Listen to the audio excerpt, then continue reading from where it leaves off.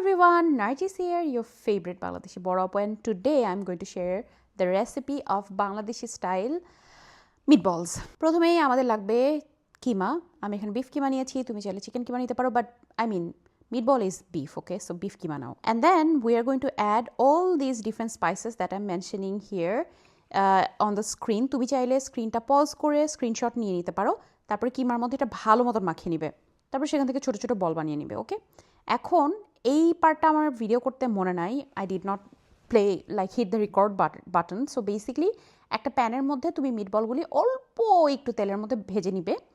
যেহেতু কিমার মধ্যে already fat আছে, সেই ফ্যাটের থেকে অনেকখানি তেল রিলিজ করবে, ওকে? কাজে অল্প একটু তেল দিলেই হচ্ছে।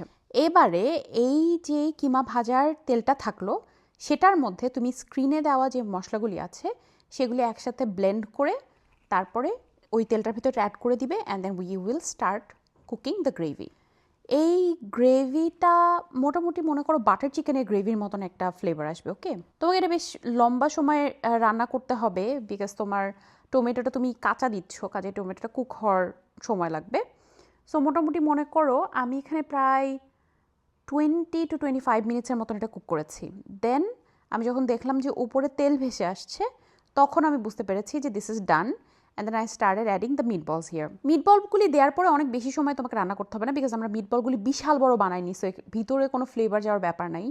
মোটামুটি ছোটো আকারের মিটবলই আমরা বানিয়েছি। মিটবল দেওয়ার পরে মনে করো তুমি অ্যারাউন্ড 10 to 15 মিনিটস অল্প আঁচে রান্না করবে, and then you are going to cover this and let it rest.